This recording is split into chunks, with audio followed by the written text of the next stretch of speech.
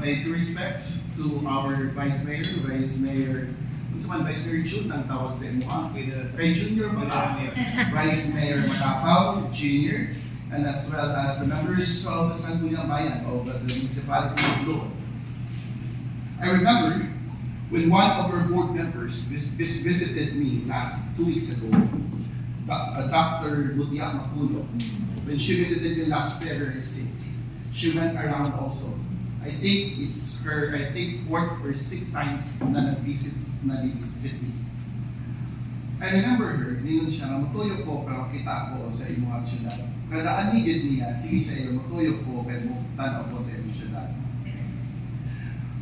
Maybe we don't have that Capilao Islands and Sandingan Islands na duha ka buok na naa na very maayo kay attraction sa inyo. And your town was established way back 1753. Sakto ba ko? And ang amuang isugod na mo o 1961.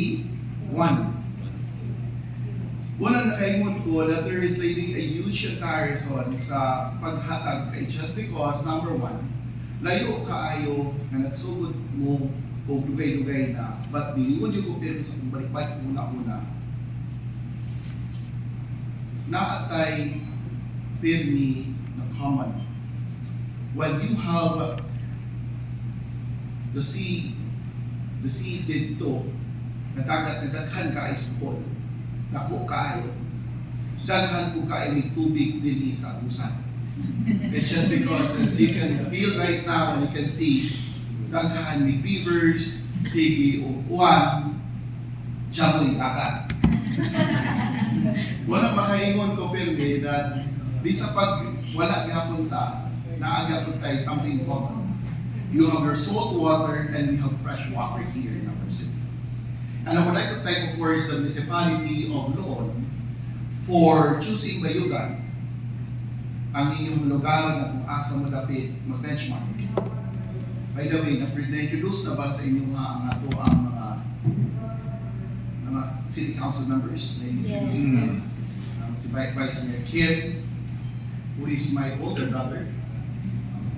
Walang may buhat, mas tigulang din ako kaysa siya. Pero mas tigulang siguro ko tanaw. But anyway, dagang salamat sa inyong mga pagpili sa syudad. Dili anak kada po ang syudad. Kung mayroon mo sa uban ng mga syudad, o kumpara dito sa dumala ni Jane Yang na tagbilaran. But, usa lang po ang amuang giputang dinhi pirmi kang una-una. Each one of us in the local government unit of Bayugan, ang amuang mindset is mupuyo rami kung saray naa na mo.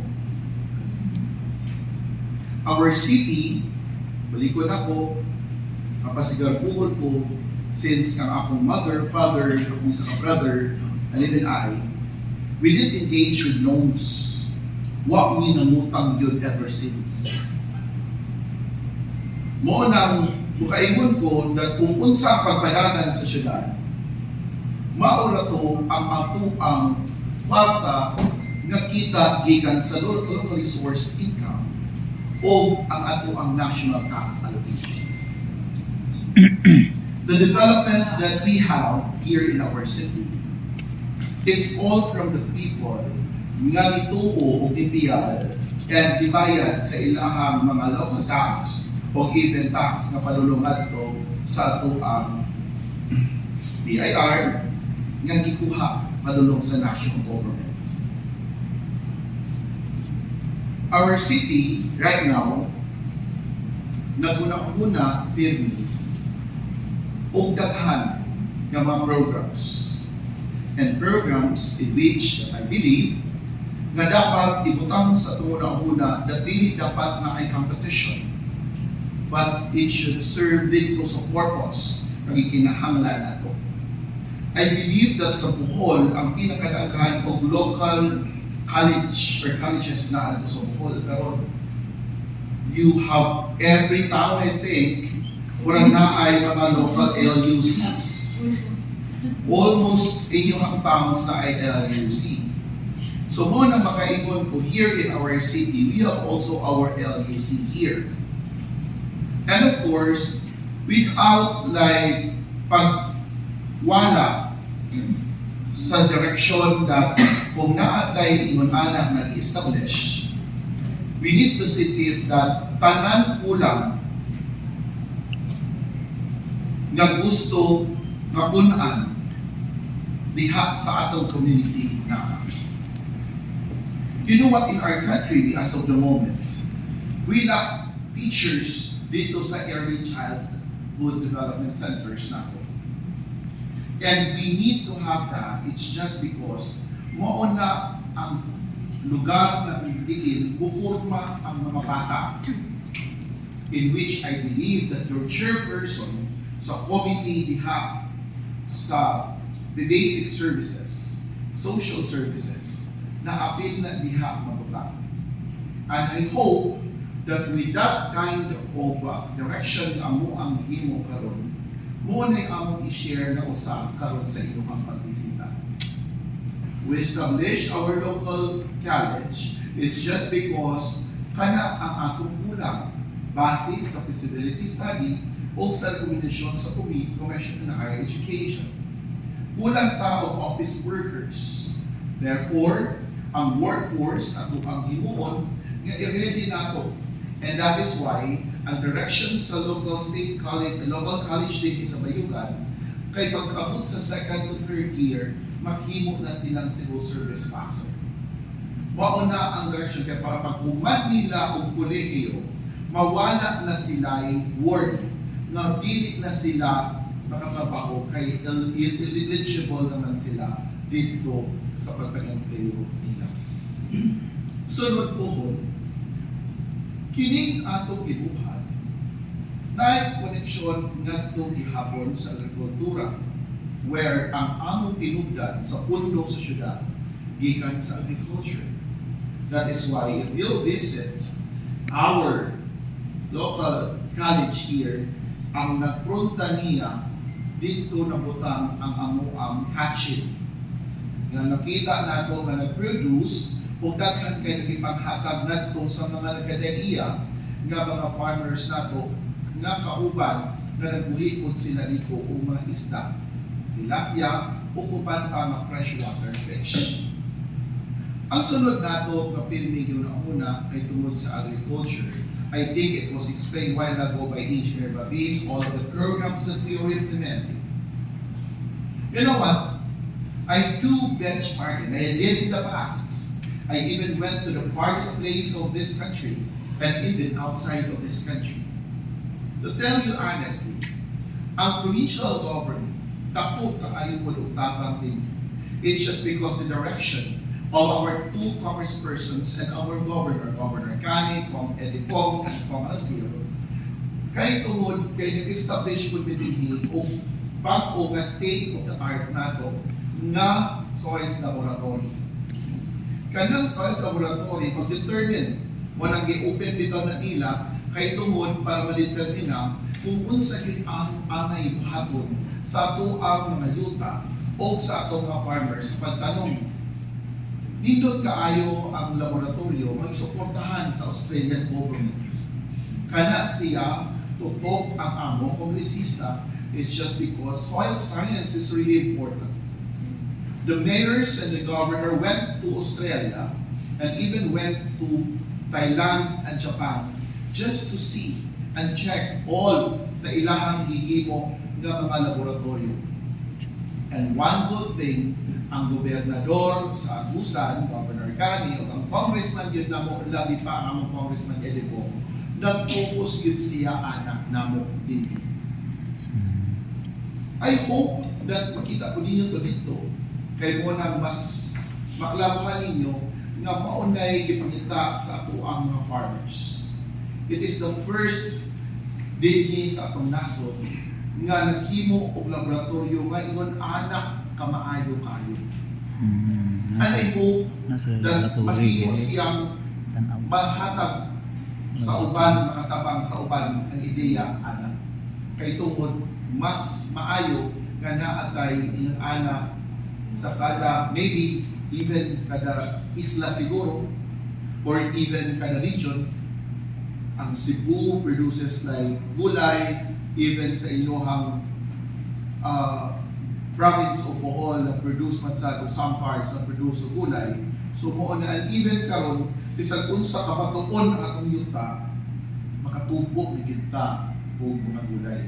Di na mo dili na maingon nga dili ni mato dito kay di mananong kayo ang bakuhon kung Bohol. Dili na kailangan kay ta karon technology nga angayan nato mapwede i-embrace to produce vegetables. You know what? I've been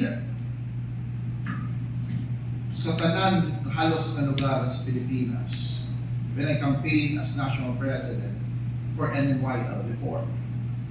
When I started my campaign, ako nakita ang kagwapo o kanindot sa ato ang nasod. And tungod ni Ana, mo na'y nagsugod nga sa inyuhang lugar dito sa Loob, aduna kamoy 11,000 ka hectares nga yuta sa tibuok Loob. Aduna kamoy 43,000 ka mga tao nga nagpuyo sa Loob. Kung naamoy ingon ana kadako nga yuta, o ana managhan ng tao, kung ang halos mo yuta o ang eltek sa 40,000 adunay like 5,000 o isang 3,000 lang ang engage sa agrikultura, siya mo'y magutom sa loob. You know what? I keep on saying that kining benchmark mas basin pa pag adto na ko sa luon-uhon, mas nindot pa ang iyong nabuhat kaysa sa inyong sa nabuhat dito. It's not all about kung unsa ang amo ang naabot. It is all about sa pagtudlog kung unsay among gisundan, kung maybe mas mapanindot pa mag-abot sa inyo. Yes.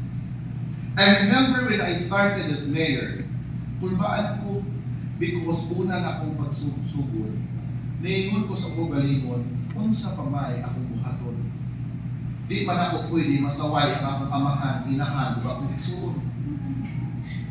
Kaya sila may naguna na ako. So ang akong gibuhat, I started sa ako ang journey sa pagtahan sa akong galingon as mayor. Nga nituyo ko sa bayugan, nga wala ko nagsakay ng sakyanan. Akong gituyo nga nagpaktas ko, so may tawag sa inyong baklay, baktas. Sa tibuok syudad, o even sa mga lugar nga wa jamoy kansada. Mo nang dito na igawas ang panguna-una o kiplanuhan, gitagaan nato og sakto nga consultation gikan sa civil society organizations nato, ang ato ang mga CSOs, ang ato ang mga partner nato sa gawas sa gobyerno, kung unsaon o unsay ulo sa mga tao. When I started that, nakaingon ko sa akong kaugalingon, okay, let us do something for the people, for them, nga mahimo kamugaan ang ilahang panginabuhi. All of them, they produced a lot of agricultural products. Tanan mga pananumugawas na yung bito ko nga halos tanan na ito ang kalabasa, basi taga nagsigbin ani kay wa panagawas. It's just because ang kalisod sa dalan o sa road, ang kondisyon sa road during that time, it was really bad. When I started as mayor in 2019, kaya naamay sobra akong brother, kunya nagdumandungan pag itong pandemic, gindungan na ako ang infra o pandemic na kaingon ko sa Ugalingon, basin bayawan. So nag-lockdown man, and there's no reason for our construction workers to move around. So nakafocus na sila sa project. Mo itong dako kaayo ako ang nahuna-hunaan ngayon kung di sila muna-ulakaw, diyan na sila sa community and will hire workers, and there is a huge economic activity because kung gawas ang kwarta sa local government, kaya puro man ayuda ang una-una sa tao sa una. Basta karon. Diyan mo may ayuda, asa man ang bugas. That's the reality during pandemic. And it was an opportunity for this local government to more himo kung maayo kung lindot ng mga butang. And that is why, during that time, wak man sila ikapainan, kay paghatag sa pandemic, sinakuman na bugas ang mahatag din.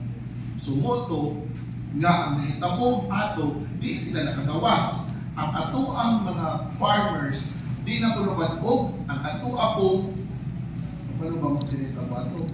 Kaya di man sila gawa, so di na padayon na itong activity na kuan. I think it's yellow wire, orange wire. Relax. Yung big orange. So pagkaman, dito ko, diha na mo kabutang. We carpeted the roads. Kaya ang pagsugod na ako, from City Hall to Barangay Hall. So at least, wala ko'y mabilin paghuman sa ako ang term, sa ikaduha na term na ako, kay duha man nga walay mabudgetan, doon na kami ongoing pa mga, di ba na ito ma-perfect. Nga walay mabudgetan, nga dili yun masiminto ang tanan. Sa kaluyan sa mo, na human na ko budget o even ang usa na lang ka barangay ang walay barangay kan o walay na siminto madalan kanina lang yung barangay Mount Ararat nga tumisang adlaw at isang semana akong gibisita o hapit na gid mahuman. Umato ang San Antonio do na ay hanging bridge but ang tabok-tabok puros na tanan siya siminto. Ang mahayag na pondohan na pud last year o gadumala no wala na QA ingon nga maglisod ang among barangay. Ang among simento dinhi mura og national highway, which means that even you'll go to kuan the barangays, pero ang pasensya ko sa among highway ha, DPWH man pero wala ginaha. Kung mayon palagi si Gov permitting follow up na ang gobernador o ang kuan ha, mayor. O niya, makuha ng permit trabaho ko ba yan? So mo nang hilay-hilay din ako. Pero ang panulong na mas barangay na mo parang tanan, makaigon yung ko, even kung ako lumat ko at sa pinagalaan, at kung sila Jordan, o ang Jordan na ako tiliputuhan dito, na siminto karon mapadayon ng pagpiting dito, panulong. Tanan na isiminto halos na tanan. So all of that na ay mga pondo na. And it will be siguro makuman ako ni karong third quarter this year. So wala na din ko may nakulang sa kanako. And because of that, balik ko na ko, mauna yung sinugan that we produce a lot. So mauna, mabaw ba mo, may istoryahan ako kahapon ang buhol. Ang buhol ko no, parang mahal ko isda, kadaghan magdagat. Ang hitabo, ang mga mananagat ikan sa buhol at tumulunggo sa Argao. Ibalik na punong-balik nito sa buhol. Hasta mahala, maupo din sa bayugan, di mo nag-isa na may something in common. Mabaw ang mo sa sa mga, ang among mga buyers din, mudarik tabisan na kami buwitan ng activate o timbangan ng bayan o katungkanan nato sa market nato din. O kako ang what we call this, kanang dito ang ato ang mga produce ito tantanan para isa na upalit. Ay kapag ko sa dito po sa mga paliton sa taga lain lugar. Pag abot dito sa tuwan, ikarkar ko balik din paliton ko sa taga Bayugan. Maumaot ang istorya. So mo na nakaingon ito po yung sa kanila hindi na mo kita yung daghan, kita may jamay wala yung tayuan. So mo nang balikon na ako. Mo na yung bantayan. Kung naamoy local ordinance ana, na magbilin mo sa inyong consumption sa pagkaon. It's just because mo na ang encourage sa uban na nag-produce o daghan kaayo. Kay dili gid na malikayan, kay ang mga tao kung asa makakwarta, Pangiyaw at kudaya nga, makasa na tulikod ang ato ang pamilya. Kaya di ko po nato na because that's part of too much freedom. Na nakagawasan pa, kung asa dapit nato pwede baligya, dito di natin baligya, ay mangiyaw at kudaya na natin pwede kita sa atong bulsa. Kunya, pag suffer po na ito, tapos balik, mupalit po na yung taong, magpamamora na sa kumay. Paglarga din kumay, tipasi. Paglarga dito, kung pagbalik din sa ako, will meal the rice. Tapos na, pag-well palace. Lord, tapang, ikan, sumayugan ang bus. So, kung ano yung ito sa bukan, mayon ko pinipina, na kung kaayo, ang akong kumpiyansa, that we can do a lot of things good para sa mga munisipyo o sa akong posisyonan.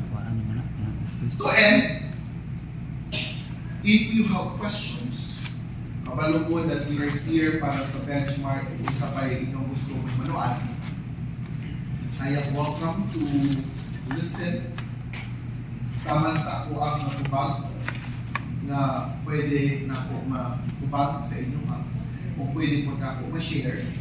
And we have also our counselors here present and our execution members, and as well as our department heads. They can also answer the questions. Thank you very much for your visits. And together, ang mga pamaayo na yun sa lugar, sa mga nasod, mao ang mga acting mga leaders.